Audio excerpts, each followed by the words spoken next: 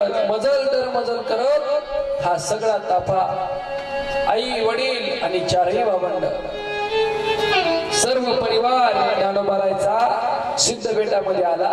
ती झोपडी स्वच्छ केली आणि मग रुक्मिणी आई साहेबांना सांगितलं, मालक आता मनाशी गुणगाड वाला काही जरी झालं तरी निर्णयावरनं डगमगायचं नाही। विठ्ठल पंतांनी सांगितलं, रुक्मिणी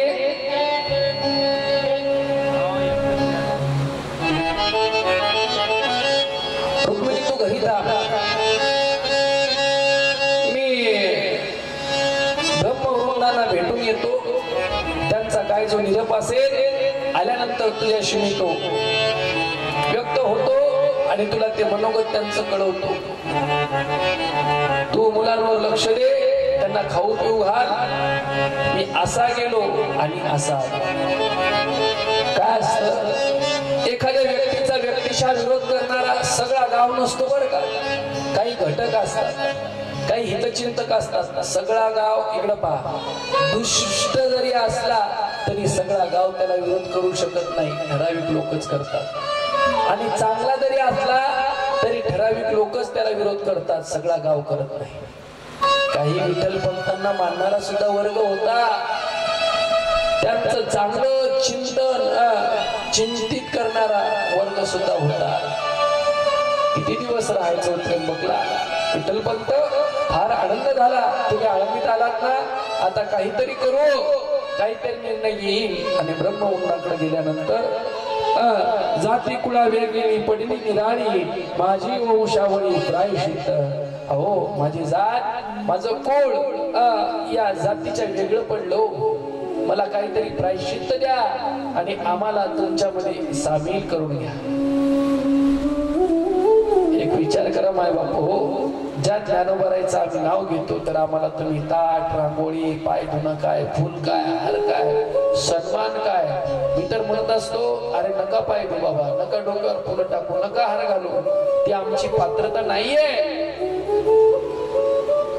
पण ते ज्ञानोबाराय, ती आळंदी, ते क्षेत्र, ती ज्ञानोबारायची साधना, ती कृपा आणि स्वतःच्या अस्तित्वासाठी सगळं सत्तेचं असताना फक्त अस्तित्वाची लढाई। काय समाज असतो पहा, असताना माणसाची किंमत करा गड्या हो, गेल्यानंतर आपण रडतो आणि शल्य व्यक्त करतो, अरे तुम्हाला शेवटचा भेटला सुद्धा नाही, तो तुम्हाला भेटायला आलता, तुमच्याकडे वेळ नव्हता, त्यांनी तुम्हाला फोन केला, तुम्ही कॉल रिसीव्ह नाही केला, तितक्यात त्याचा जीव गेला। तो शेवटची भेट ती ठरली, आठवणी येतात, गए हुए कभी आते नहीं लेकिन उनकी याद हमेशा आती है। ढगाळ गेलेला सूर्य परत दिसतो सकाळी, बरोबर आहे, पण एकदा दृष्टी आड गेलेला माणूस परत दिसत नाही। माणसाचे जिवंत असताना किंमत करा। आणि विठ्ठल पंत त्या ब्रह्मसभेमध्ये जातात आणि तिथे गेल्यानंतर, बाबा चूक माझी आहे आणि माझ्यामुळे माझ्या पत्नीचे, तुम्ही मला काय शिक्षा करायची ती करा, पण मी पाया पडतो बाबा। विठ्ठल पंतांनी क्षमा मागितली, बरोबर असे सुद्धा म्हणणार नाही, परंतु आम्हा शुद्ध करून भक्ती पावन करून घ्या। निवृत्तीनाथ ब्राह्मणास म्हणाले की आपण तर साक्षात भूदेव आहात, तुमच्या केवळ दर्शन मात्राने पतितांचा उद्धार होतो, मग आमच्या सारख्या भक्तिवान करून घ्या, आमच्या सारख्यांना प्रायश्चित मिळू नये का? सांगाल ते मान्य म्हणती साही जणे, शुची करणे हेची पातितांचे, निवृत्ती म्हणे तुम्ही भूदेव प्रत्यक्ष, दर्शनेची मोक्ष जड मुळा। आणि मग ते सगळे ग्रंथ पाहू लागले। स्वतःच्या अस्तित्वाची लढाई आहे। वडील सामान्य माणसाचे नाही, नेहमी सांगत असतो, आपण सामान्य कुटुंबातले होतो, सामान्य व्यवहार आहे आपला, पण ज्ञानोबारायची आई आणि वडील साक्षात मुलांच्या अस्तित्वासाठी त्यांची लढाई चालली होती। आज आळंदीत तेवढं वैभव आहे, पण ज्ञानोबारायच्या वडिलांनी त्या धर्मसभेत जावं। कुणाचे वडील होते ते? ऐकेगा ज्ञान चक्रवर्ती, तू तो ज्ञानाचीच मूर्ती, उपजताच ज्ञानी हे वर्म जाणोनी, ज्ञानाचे सागर असणारे विश्वमाऊली ज्ञानोबा राय आणि त्यांचे वडील बंधू निवृत्तीनाथ म्हणतात, बाबा आम्हाला पदरात घ्या, काय ज्ञानोबारायची लढाई असेल. बाबा आमचं काय चुकलो, माझ्या वडिलांनी संन्यास स्वीकारला, परत संसार स्वीकारला, त्यांनी जे काही योग करायचा होता तो केला, आम्हाला जन्माला घातले, आमची चूक आहे का काका? काही करा, आम्हाला आई वडील राहिले पाहिजे. आमचे आई वडील आम्हाला सोडून जाता कामा नये. प्रत्येकाला वाटतं आपला बाप म्हातारा होईपर्यंत आपल्या सोबत असावा. आपली आई जर होईपर्यंत आपल्या डोळ्यासमोर असावी. मग लहान ज्ञानोबा राहिला निवृत्तीनाथाला वाटणं साहजिक आहे. मुक्ताबाई विनंती करायची, आई बाबा धर्मसभेनं काही सांगू द्या, फक्त तुम्ही चुकीचा निर्णय घेऊ नका. तुम्ही जर चुकीचा निर्णय घेतला ना, आमचं जगणं कठीण होईल. फार कठीण असतं मायबाप हो, बिना बापाचं आणि बिना आईचं आयुष्य काढणं. ज्यांना आई बाप आहे त्यांनी धन्यवाद अदा करा, ज्यांना नाहीत ना त्यांना विचारा.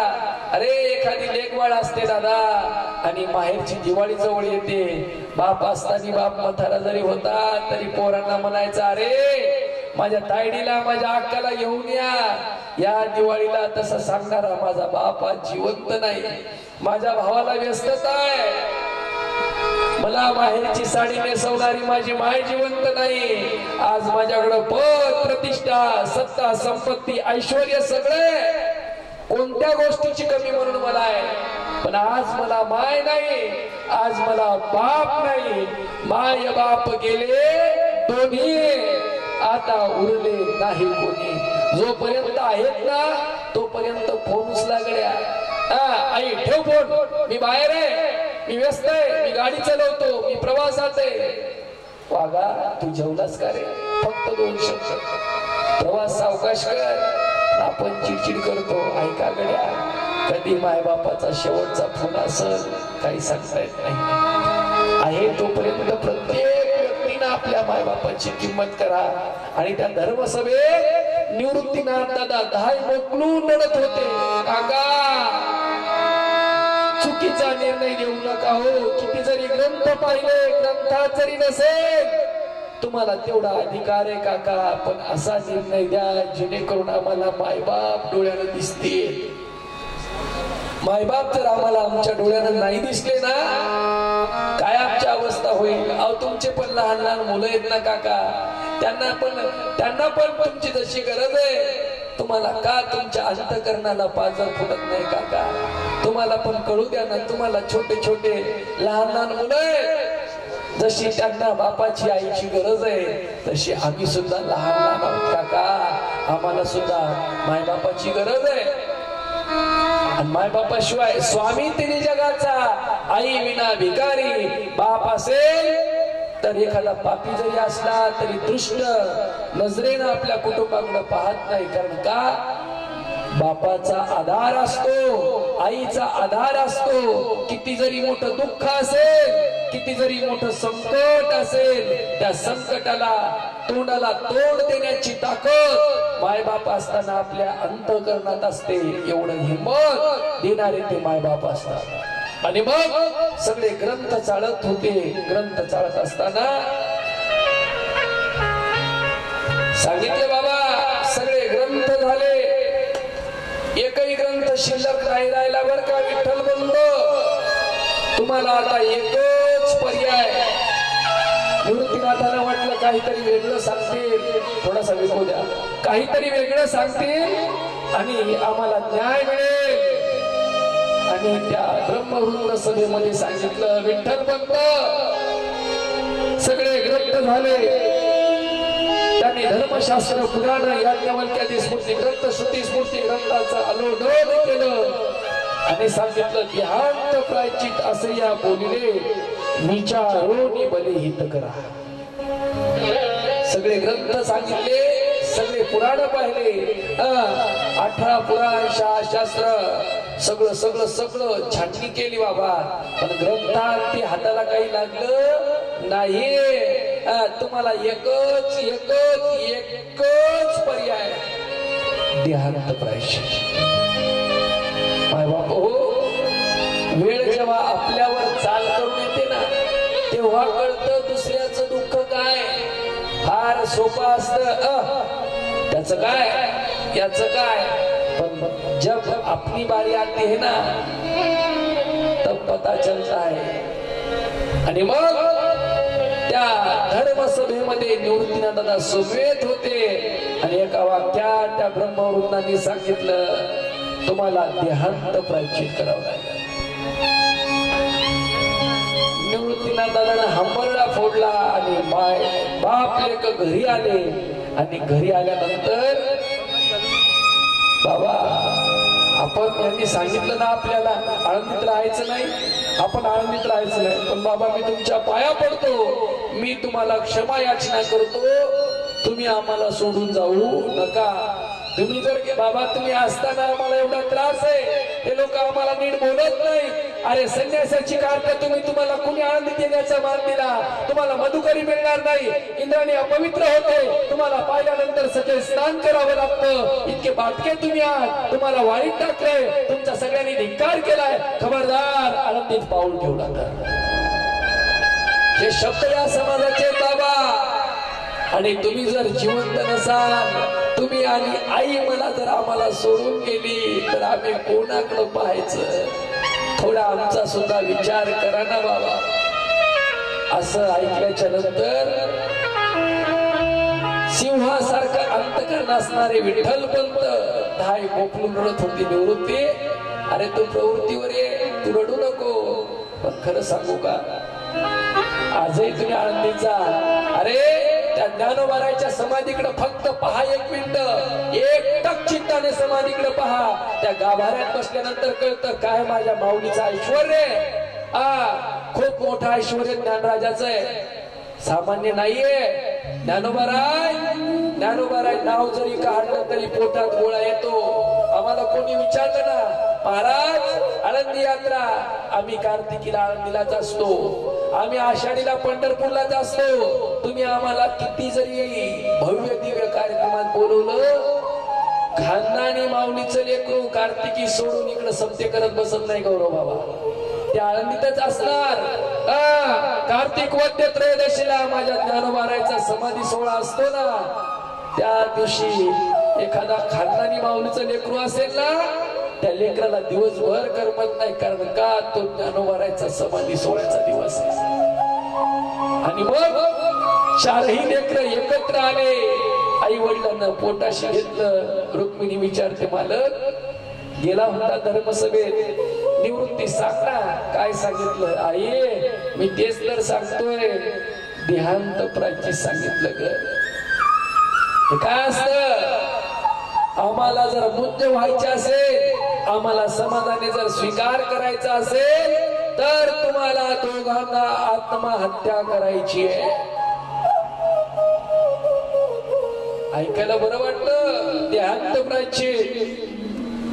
पहा तुमचे सुखाचे दिवस सहज जातात निघून. ऐका ऐका ऐका, सुखाचे दिवस सहज निघून जातात. एखादा घरचा पेशंट आजारी असू द्या, ICU मध्ये असू द्या, तुमची रात्र जाते का? किती चक्र येतात, किती चक्र मारतो आपण. मोबाईल चालतो, अंग टाकतो, परत उठतो, परत बाथरूमला जातो, परत चहा पितो, परत काहीतरी खातो, परत बसतो. दिवस सहज निघून जातात पाहुण्याच्या भेटीगाठीत, पण रात्र वैरायची असते. ती रात्र सुद्धा वैरायची होती. चारही भावंड आई वडिलांना बिलकुल धाय मोकून रडत होते. काय आमचा अपराध आहे पांडुरंगा, ए पांडुरंगा, पराकादा बांधलिया पेंडीचा फुटला से आळा. आणि जसं माय बापू धरणाचं असे दरवाजे उघडतो आणि पाणी आवाक्यानं बाहेर येतं ना, तसं चारही भावंड धाय मोकलून रडत होते. बाबा जाऊ नका तुम्ही, आई तू जाऊ नको, आपण आनंदीवरनं दुसऱ्या गावला जाऊ, तिकडे राहू, ब्राह्मण नाव लावायचं नाही, पण तुम्ही जर गेले तर हे लोक आम्हाला जिवंत मारून खातील. इतकी दहशत होती माय बापू. कोणाचं सांगतोय चरित्र, सामान्य महाराजांचं नाही, विश्व मांगल्याचं स्वप्न उराशी बाळगून अखंड मानवजातीच्या कल्याणाकरिता विश्व माऊली ज्ञानराजांचं चरित्र आहे. जितका त्रास माऊलीला झाला तितका आपण सहन करू शकत नाहीये, हे ज्ञानोबारायचं आमचं कारण. आणि मग मुक्ताबाई उठतात, आई काय, आई काय. आईला कळत नाही ती माय बाप हो. आणि कोणत्या आईला लेकर रात्री झोपी घालून लेकरांना सोडून जाऊ वाटतं का? लेकरू जर लहान असलं ना, ती आई म्हणते आजारी जर असलं, मी माझ्या डोळ्यानं पाहिलंय हो. एखादं बाळ जर काचत असलं ना, काचात, त्या आईला आपण किती चांगलं मिष्टान्न खायला द्या, आई हा तुमचा डब्बा. अहो माझं 2 महिन्याचं बाळ काचात आहे आणि मी कसं जेवण करू. डॉक्टरनं त्याला शेवटचा दिवस सांगितला, दादा तुमचे ज्ञानेश्वर माऊली आहेत ना, तुमचा पांडुरंग आहे ना, त्याला सांगा मी काही नवस करते पण माझ्या 2 महिन्याच्या लेकराला जीवदान द्या हो दादा. कठीण असतं माय बापू आई होणं. माते पुढोनी बाळक काळे नेता एकुलता एक, किंबहुना नरुंदरा जो मातेची आहे उदरा, तो या मातेचा सोय राखे तुला पा. अहो तनयाचे लागता झटे त्याने अधिकची पाना फुटे, रोषे प्रेम दुर्वटे पर्यंत याचेनी. आईचं मुलावर किती प्रेम असतं नाही सांगू शकत रे आई. आई काय असते, आई लंगड्याचा पाय असते, आई वासराची गाय असते, आई दुधावरची साय असते, आई असते अशी शिदोरी जी कधी सरतही नाही आणि उडतही नाही. स्वामी तिन्ही जगाचा आई विना भिकारी, सबसे बड़ी है माँ, दुनिया में माँ से बढ़कर कोई नहीं. माँ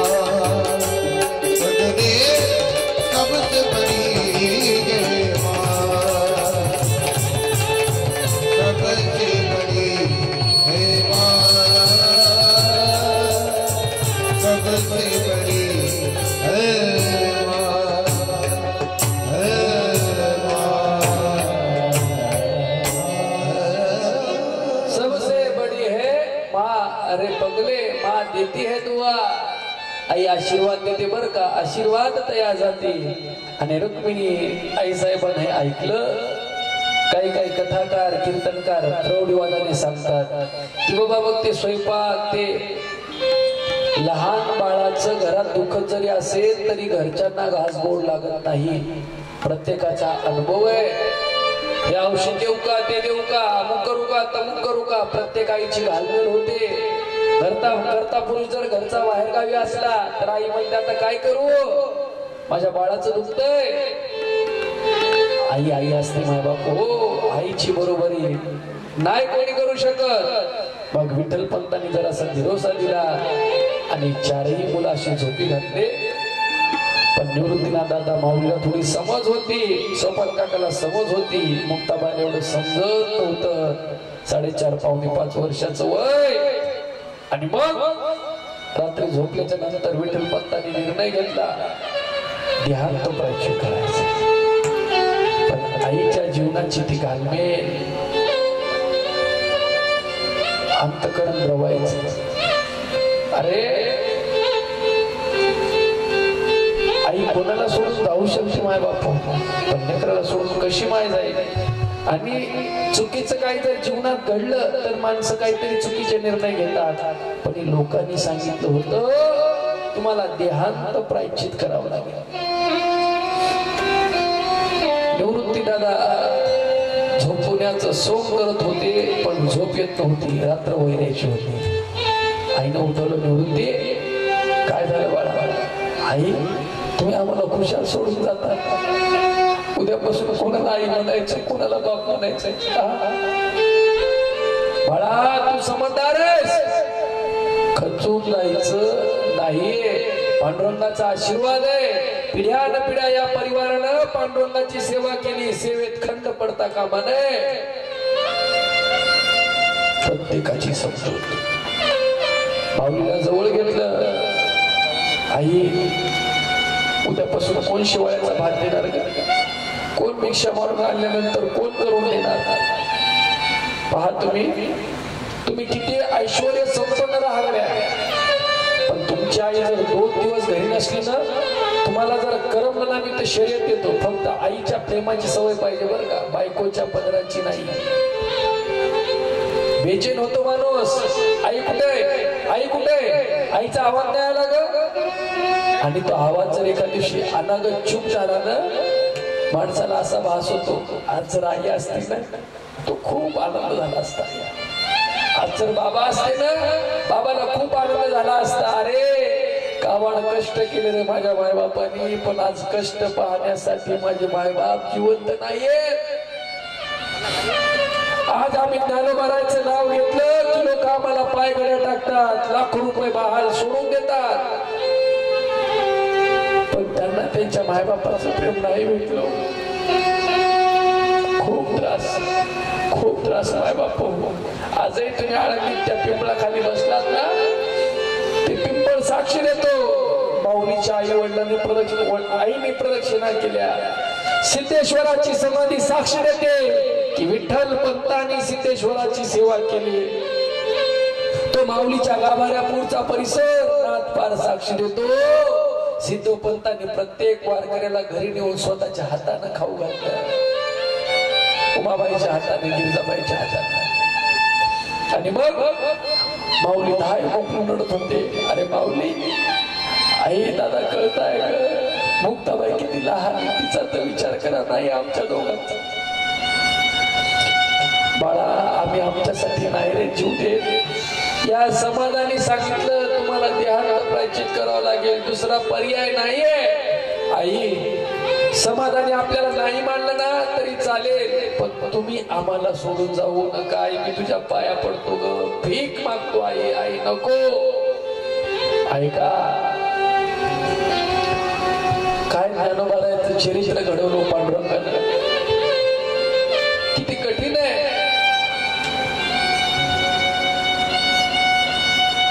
माणूस पैशाशिवाय राहू शकतो, अन्नाशिवाय राहू शकतो, कपड्याशिवाय पण राहू शकतो, पण जगातला प्रेमी माणूस आई वडिलाशिवाय नाही राहू शकतो. आणि माझी विनंती आहे, ज्यांच्या आई वडील त्यांच्या सोबत असतील ना ते खरे भाग्यवान माणसं म्हणायचे.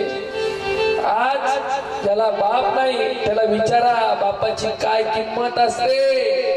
ज्याला आई नाही ना त्याला विचारा आईची काय किंमत असते. अरे तुमचं किती दुखू द्या, आईनं फक्त तुम्हाला तुमच्या आवडीचा पदार्थ करून देऊ द्या, बायको किती सुगरण असू द्या, पण आईची सर येत नाहीये. आईनं पाण्याला फोडणी देऊ द्या तरी आपण मटक्या मारत खातो, मिटक्या मारत, पण बायको किती चवदार करू द्या, चव लागत नाही, कारण की आईचं प्रेम नसतं त्या पदार्थात. आणि ज्या गोष्टीत मायबापाचं प्रेम आहे ना दादा, ती गोष्ट माणसाला गोड लागते. आणि मग विश्व माऊली ज्ञानोबारा रडत होते, संत निवृत्तीनाथ दादा रडत होते. आई नको ना जाऊ बाबा, बाबा नका ना जाऊ. माऊली तुम्ही समजदार आहे, निवृत्ती उद्यापासून तुलाच आई व्हायचंय, तुला बाप व्हायचंय. दोघांची समजूत काढली. सोपान काकाला उठवलं, धाय मोकळून आई रडत होती, तिची पण त्यांची समजूत काढली. पण ऐका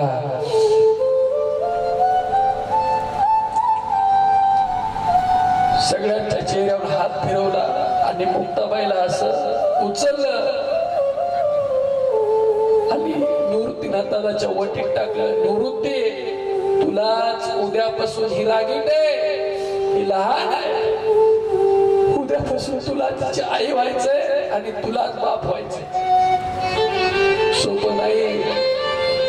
मायबापाच्या माघारी जीवन जगणं जितकं वाटतं तितकं सोपं नाही. भावकी परीक्षा घेते, नातलग परीक्षा घेतात, व्यवहार दक्षता नसते, कुठलं काही माहित नसतं आणि अचानक मायबापानं जर एक्झिट घेतली, देवा घरी निघून गेले, शेजारची बाई येते, हो मी नाही म्हणत नाही ना, शेजारची बाई येते, गालावून हात फिरवते, बाळा रडू नको, मी तुझ्या आई सारखीच आहे. पण ज्ञानोबा ज्ञानेश्वरी सांगतात, एरती काय कराविया जे का रम्य होणे बराविया. अरे स्वतःच्या शेजारच्या बापाने, शेजारच्या काकाने 500 रुपयाचं डेअरी मिल्क कॅडबरी देऊ द्या, त्याची सर स्वतःच्या बापाने 1 रुपयाचं पार्लेजी चॉकलेट देऊ द्या, तो 1 रुपया 500च्या कॅडबरीला मागं टाकतो. ही ताकद बापाच्या प्रेमाची असते. माय बापा शेजारी येतात, आम्ही येत ना, तुम्ही फक्त जोपर्यंत दुखवताय ना तोपर्यंत आहात, पण एकदा का दुखवता संपला की आमच्या मायबापाचे भीतीवरले फोटो आणि आम्ही, आमचा परिवार, आमचे कष्ट, आमचं धैर्य, आमचं स्थैर्य, आमचं काय जे असेल ते आमचं असं जगात काहीच नाही. आमचे मायबाप जर नसतील तर जगायचं कुणासाठी? कधीतरी मनात विषय प्रश्न करा. ऐका, असाच प्रसंग भगवान कृष्ण परमात्म्याच्या आयुष्यात घडला होता. गौरव बाबा द्वारकेचा मालक झाला होता कृष्ण परमात्मा. रुक्मिणीने ताट वाढलं, कालिंदीनं पाणी दिलं, मित्र होता वारं घालायचे, सत्या भद्रा उभ्या होत्या लक्ष्मणा, आणि ताट पाहिलं आणि देव रडायला लागला. देव रडतोय. रुक्मिणीने विचारलं, देवा तुम्ही जगाचे स्वामी आहात, तुम्ही जगाचे मालक आहात, तुम्ही का रडता? आणि रुक्मिणीला देवानं सांगितलं, रुक्मिणी खरं सांगू का, मी इतका त्रास दिला यशोदेला, इतका त्रास दिला, पण त्या यशोदेचा नित्यनेम होता, कृष्णाच्या ताटात रोज लोण्याचा गोळा असायचा. जसं मला अक्रूर मामाने, काकाने मला मथुरेत आणलं, मी द्वारकेत आलो, तसं मी ताटात कधी लोण्याचा गोळा ठेवलेला पाहिला नाही. तुला माझी शपथ आहे रुक्मिणी, परत माझ्या ताटात लोण्याचा गोळा ठेवू नको. तो लोण्याचा गोळा पाहिला की मला माझ्या यशोदेची आठवण होती. काय देवाचा आईवर प्रेम असेल. एक विचार करा, आई आई असते, शेजारीन बाई आई नसते, ती शेजारीनच असते. मुक्ताबाईला घेतलं, मटा मटा मटा मटा अवघ्राण केलं, तिचे मुंगे घेतले, तिच्या केसावून हात कोरड्या फिरवला, सगळ्या लेकरांना मिठीत घेतलं आणि धाय मोकळून रडत होती, पांडुरंगा ए पांडुरंगा, अरे काय आमच्या लेकरांना पाप केलं होतं रे, त्यांना एवढ्या लहान वयात मायबापाला सोडून जावं लागतं. पाप नाही तर काय रे. ए ज्ञानोबा, ए निवृत्ती, सोपाना, अरे मुक्ता, हे काय एवढं क्रूर कर्म केलं होतं आम्ही? अरे आम्ही संसारच केला ना, आम्ही काय कोणाचं लुबाडून खाल्लं का कुणाला जाळून मिळून मारलं? काय पाप केलं होतं? ऐका, ही भावकीच असते, हे सोयरे धायरेच असतात, आपले कष्ट पाहणारे, आपली प्रतिज्ञा पाहणारे, आपली परीक्षा घेणारे. दूरचे माणसं काहीच घात करू शकत नाही. रात्री महाराजांनी सांगितलं, लोखंडा तू का रडतोस? अरे सोन्या, तुला मारणारा लोखंड आहे, म्हणून तुला त्रास होत नाही, पण मी लोखंड असून मला मारणारा सुद्धा लोखंडाचाच हातोडा आहे. आपने ही गलत फहमी करते हैं, आपने वाले.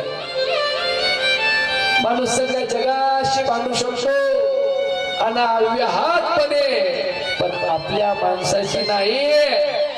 आणि मग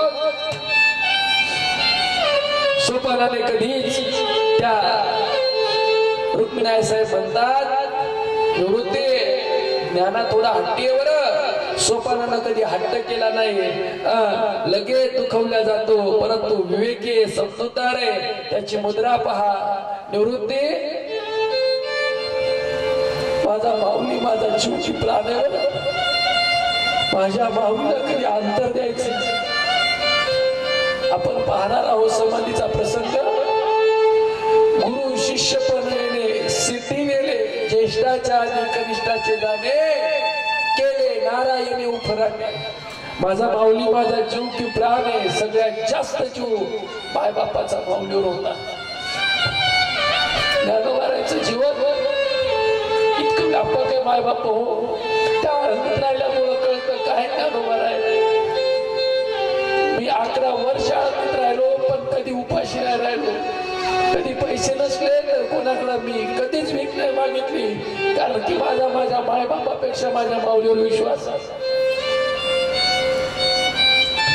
कधी मधुकरीला गेलो तर पैसे नसायचे. एखाद्या गाडीला हात केला की तो म्हणायचा बुवा बस, काका पैसे नाहीत. अरे माऊलीचे लेकर आहेत तुम्ही, बसा. काका सामनेला पैसे नाही, सोड्याला पैसे नाही, विना पहारा करायचा, कुणीतरी पैसे द्यायचं.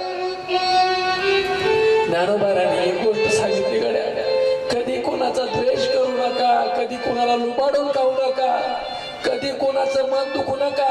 एखादा वाईट वागत असेल तो त्याचा स्वभाव आहे, पण तुम्ही माणुसकी सोडू नका.